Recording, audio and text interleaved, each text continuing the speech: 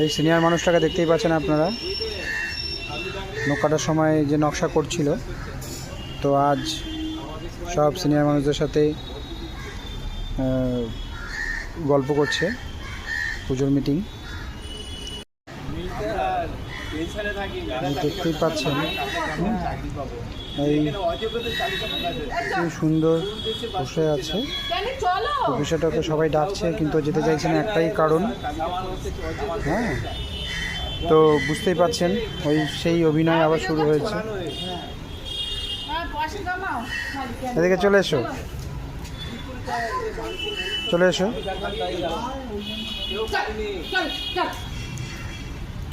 বুঝতেই পারছেন এই যে কথা শুনছে।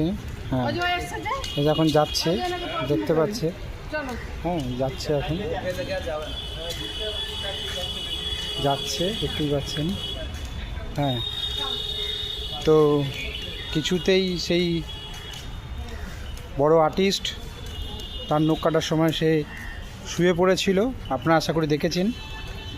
তো এখন আস্তে আস্তে সেই বিখ্যাত দিদি, যে তাকে ডাকলে একমাত্র সাড়া দেয়, তাছাড়া দিতে চায় না।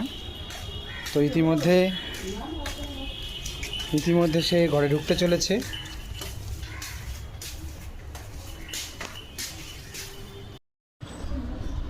হ্যাঁ, দেখতেই পাচ্ছেন ও একটু রাগী, যার জন্য ওকে মাস্ক পরিয়ে নেওয়া হয়েছে। ওর গায়ে কিছু পোর্শন জট লেগে যায়। সেই জট লাগাগুলোকে এখন ছাড়িয়ে দিতে হলে অনেক সময় ছিঁড়ুনি দিয়ে ছাড়ানো যাবে, আয়দার কাছি দিয়ে কেটে ফেলতে হবে। তো ও ভীষণই রাগী, আপনারা দেখতেই পারবেন।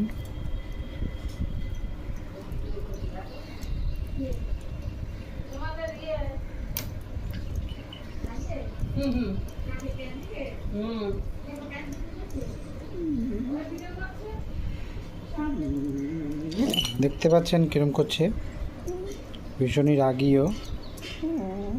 হ্যাঁ, ওই আওয়াজ করছে। ওর বক্তব্যটা হচ্ছে আমাকে ছেড়ে দাও।